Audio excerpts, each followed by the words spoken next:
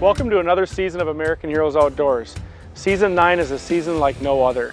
On the first episode of American Heroes Outdoors, we choose to go a little bit underneath the radar and focus on a different group of heroes, our healthcare heroes. These frontline workers serve and sacrifice so much to give back to our communities, especially during this time of need during COVID-19. So we're saying thanks to these healthcare heroes during this episode. We're going to get them out fishing in Otter Tail Lakes country. We're going to get on the fish. We're going to stay comfortable in our ice castles, and we're going to share some amazing stories. So join us. American Heroes Outdoors shares the stories of our nation's true heroes, a documentation of journey, commitment, struggle, and healing. A glimpse into the sacrifice and bravery of our service men and women.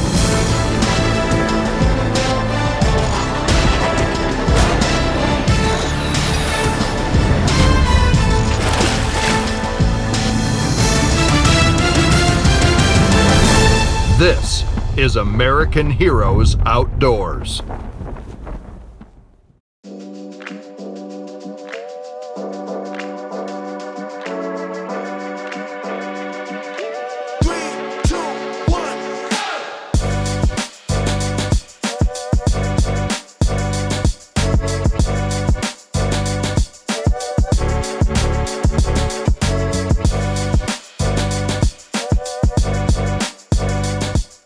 Hey there everybody, I'm Eric Osberg and this is not the Outdoor Report and I am not your inner otter, at least not today. We are on a lake in Otter Tail County, Minnesota, and we're celebrating our healthcare heroes. They've gone through so much over the last couple of years. We wanted to take a moment to say thanks, get them a day on the ice and have some fun. So we hooked up with Randin Olson of Lockjaw Guide Service. We've got some ice castle fish houses set up and we're catching some fish. Oh, yeah. There she goes. Yeah. Ooh, nice pretty one. That's a pretty one. It's okay, buddy. Be back to the. It's alright. He does it much better than I do. It is pretty. Keeping that one? No, I wasn't Really planning to. I'm a releaser. Like we're only keeping the ones just under 9.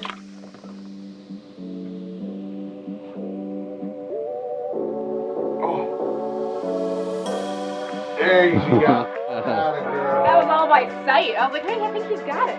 That's right. Oh, that's a little guy. There we go. That's a nice one.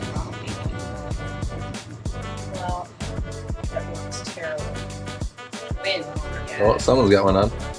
Teresa, you're on fire over there, Teresa. Nice. Oh, that's a nice color. Oh, look at you. Pretty. Yeah, really.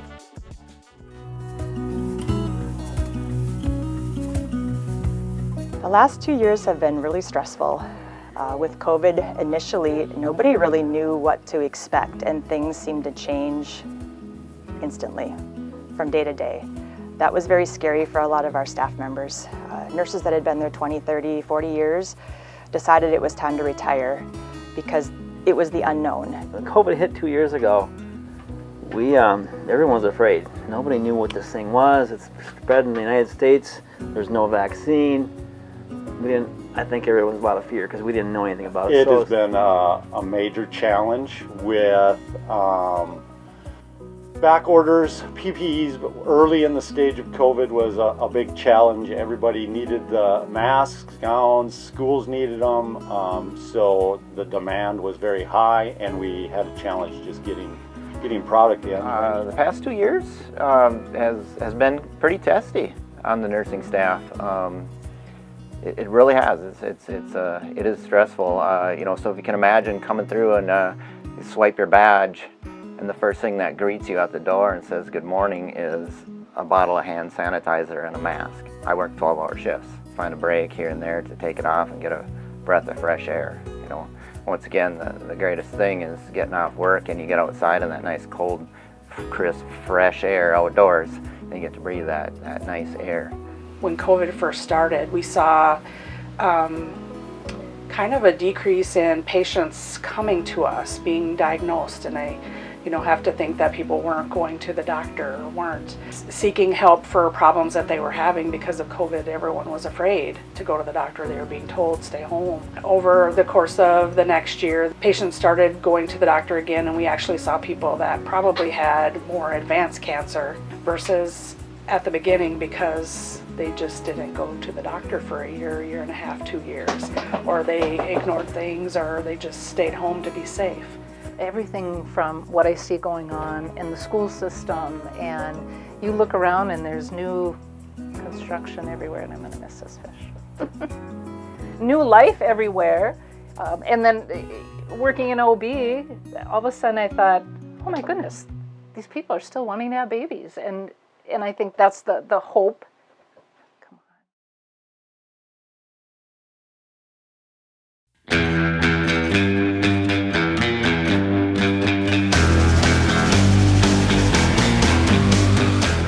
Hey there everybody, welcome back to American Heroes Outdoors. We are in Panfish Paradise, also known as Otter Tail County, Minnesota, and we're hanging out in the fish house with some healthcare heroes.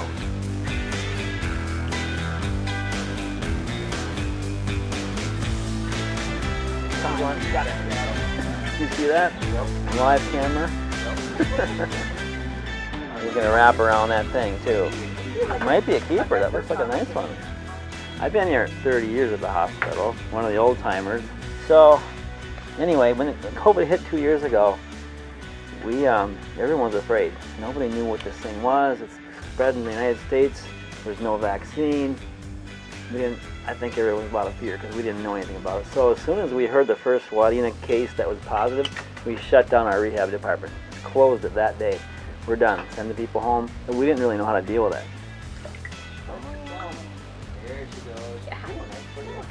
We're on a big bluegill bite. Basically, this is just a back bay. There's a lot of little depth changes in here, but this time of year, a lot of these bluegills are push up shallow looking for a little more oxygen and some food, so that's kind of what we're capitalizing on, to get a big, massive push that comes up into shallow water. And it's a good, easy bite. It goes all day long. So we got 6 ice castles set up. We got a couple people in each one.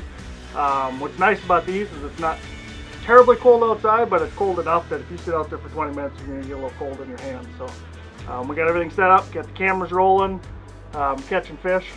Just going to have some fun. I'm a med-surg nurse in the Army with a plethora of experience. Even though med-surg, I've worked in labor and delivery, nursery, NICU, neonatal intensive care. I've been over clinics. So I've done a variety of jobs. I deployed a few times, once to Bosnia, once to Iraq. In Iraq, I was the nurse manager for a 25-bed tent. A tent with cots, basically, for a year. So that was an OIF-2. I think I just go into that mode where it's just, all right, we have a mission to do, let's get it done. Yes, things are sad, things are emotional for people. I try to provide compassion for my staff and make sure that they're okay when something horrible has maybe happened to one of their patients that just hit them really hard. But at the end of the day, we still got a job to do. So there were times when we're doing 24-hour shifts. I mean, everyone stepped up and did what they had to do, and that's really what it was like in a deployed setting. In addition, you don't have all the supplies, equipment, maybe the right staff that you normally would have either. And so, used to working in those conditions, it wasn't very strange to me to have to set something up and make it work in like a day or two. That's just the military way. It's always changing, it's always fluid. Nothing is ever really black and white. You have to learn how to live in that gray zone a little bit, and that's what COVID was like. It was very much a gray zone. Tomorrow, March 3rd, so we're out here on the 2nd, March 3rd is 2 years since we opened up our incident command. Incident command, typically when you have that in a hospital situation, it's usually something pretty big, right? It could be a disaster, it could be all sorts of different things. We do a lot of drills. But when this came out, we've now kept it open for 2 full years. Normally, you're in and out within a day or two. You go through, you kind of check off, say, are we done? We can recap, this is what worked well, didn't work well. We've been open for 2 years. And so you think about the stress with all of our staff, our patients. Now this is a rural hospital, so these are people I see on the street. These are family members, friends, co-workers. So yeah, the superpower mode can be triggered in a variety of ways. It can be, you just take med-surg. You can have 4 or 5 patients and 3 of them change conditions, and all of a sudden there's a whole bunch of orders that need to be met. You have to be in 3 rooms at one time. That's difficult. Once again, there's your teamwork, Say, hey, I just can't do it, Can you help me out? And, yep, you know, when you pay them back later. You know, some people are in OB, it's like, hey, it's baby time, you know. You know, and then there's, you know, there's the other side of the spectrum too, with death and taking the time with family and you know, that moment. It's one thing we all have in common. We're all not gonna pass away one day, you know. And talking about the COVID, you can leave the COVID person and they're just fine and dandy, and 15 minutes they're on the monitor and it's like they're crashing. And you're back in there, gown, imagine, mask, gown, gloves, all that stuff, back in there as fast as you can to help them out, you know. Sounds like a really hard job. It gets busy sometimes. It's up and down, it comes in waves, you know. Yep. Do you still enjoy your work? Yes, Do you? absolutely. What keeps you going? Yeah. I don't know. It's just like, just, you know, it's what we're there for. We're there to serve the community, to sacrifice for the community. That hospital is for the rural people. It's not for me, you know. It's to serve other people. American Heroes Outdoors is brought to you by SCHEELS, the Disabled American Veterans, Smoky Hills Outdoor Store, Skeeter Boats, and Yamaha Outboards, Woodland Resort, Otter Tail Lakes Country, Ice Castle Fish Houses, S&S Promotional Group, and Devil's Lake Tourism. Interested in supporting our mission at American Heroes Outdoors? Go to AmericanHeroesOutdoors.com to nominate your very own hero or drop a donation to support our nation's true heroes. Yep. One feels meatier. Yes. Pretty. I'm a registered nurse at Perham Health.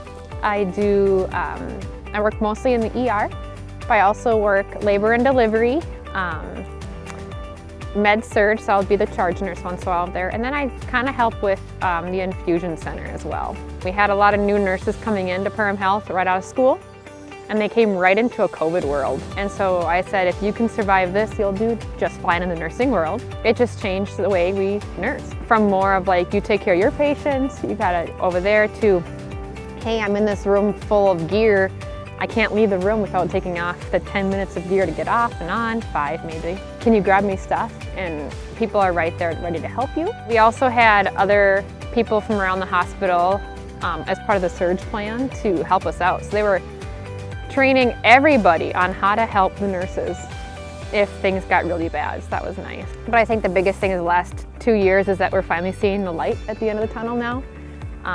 And that's been a big sigh of relief, because we thought, oh, 2020. And then it was 2021. And then we're like, okay, we're kind of over this, where everybody has a symptom, so you have to garb up for everything. And it's just like, we're ready for a break from COVID, for sure.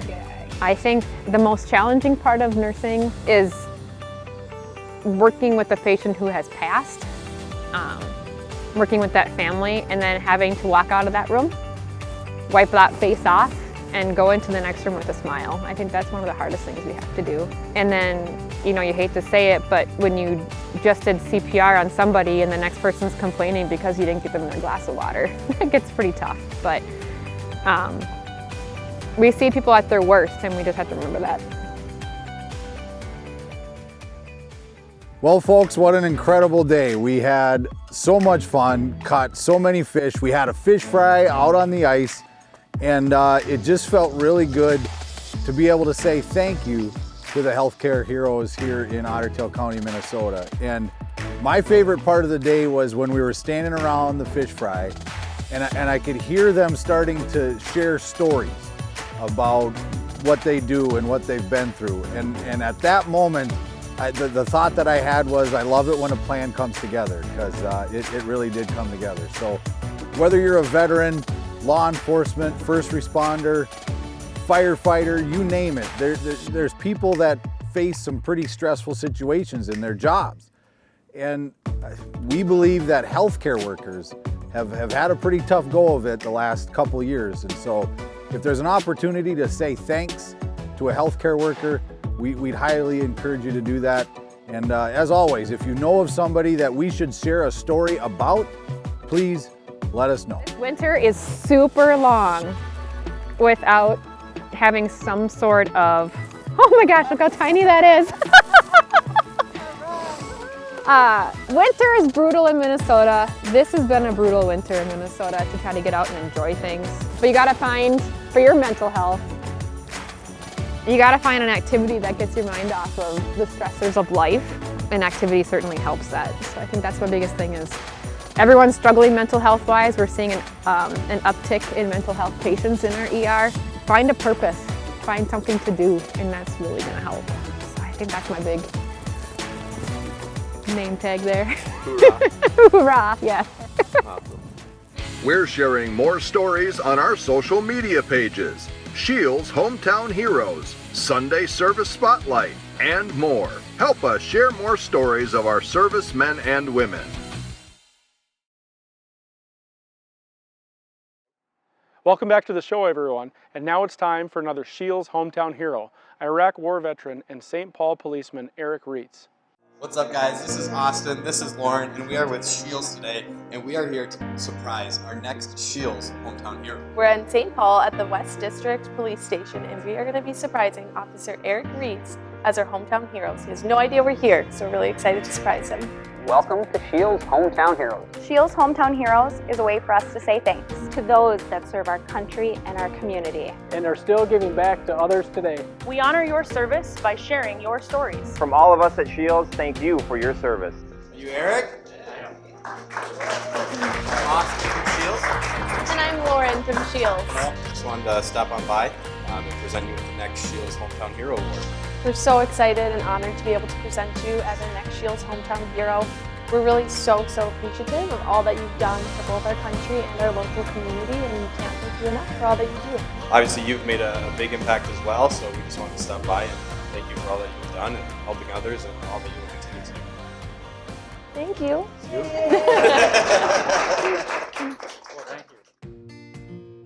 Born in Arlington, Minnesota. Small little community. A lot of people are like, Texas, Virginia? And I'm like, no, it's a small farming community. I was born and raised. My parents still live there. In between my 8th grade year and 9th grade year, summer break. So the TV show Chips was on like every day. I'm on summer break. I'm watching Ponch and John. And I'm like, I want to do that.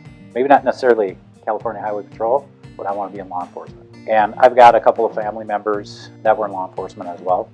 So it's just one of those things, and I just knew right out of high school that I want to go into that. So I graduated high school and went to Alexandria Technical College.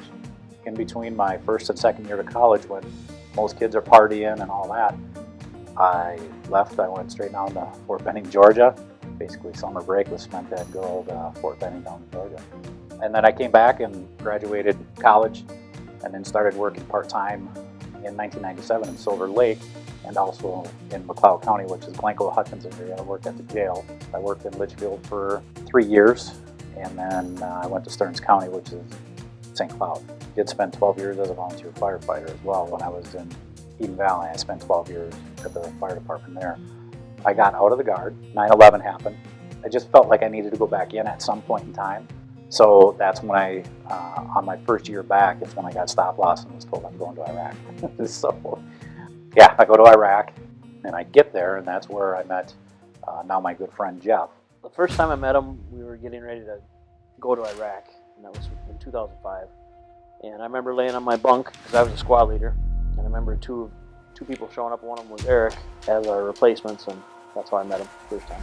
Well, it was good to have him because he had a police background. So it was good when we were encountering people because he could read people pretty well on how to react to a situation we were in. Got quite the heart, took care of the kids that we encountered and all that type of stuff. So same type of stuff you do now with community outreach and those types of programs. And it was almost like community engagement. We would go out into these villages that were part of our area of operation, and we would meet with the town leaders, and we would try to work with them to hey, you know, what are your needs? What can we do? What can we do to help facilitate you? And we'd also ask them, you know, do you know where the insurgency is, you know, where they're operating out of? And, you know, we would have to watch, you know, roads for IED placements and stuff like that. But that was pretty much our whole job throughout the entire deployment. But then I finished out my career with the National Guard, and I retired in 2019. Been in St. Paul here for 7 years now. Well, I met Eric when he got transferred to work with me in the Community Partnerships Unit. I knew of him because he worked downtown, and I used to work downtown as well. My impression of him, I think he sees himself as a servant. I think he has one of those servant hearts, and to be in law enforcement or to be in the Army, you have to have those kind of servant hearts to be able to be selfless and serve people that you don't even know. And he's starting a podcast now, which is a good deal, and that helps people heal on their own personal problems. It helps them to go out and help people and just keep giving back to the community. I'm meeting people at some of the worst times in their lives. It might be the worst time in their life. We're human beings, and that at the end of the day, that's what we are. You know, this is just a uniform, and the other uniforms that I've worn, that's just a uniform. That doesn't define who I am as a person. But once you go beyond that, you see the humanness of who we are, right? We are women and men, that they are father, mother, children, you know, they have sisters, we have families, we have bills, we have aches and pains, we grow old. There's a lot of more things in common that we can come and be together. And that's what the community needs all over, not just in St. Paul, but all over the world. We just have to be more graceful with each other and be able to open our hearts and be vulnerable so they know the humanness that comes behind it. Been in it for almost 23 years now, and still got a few more to go. So.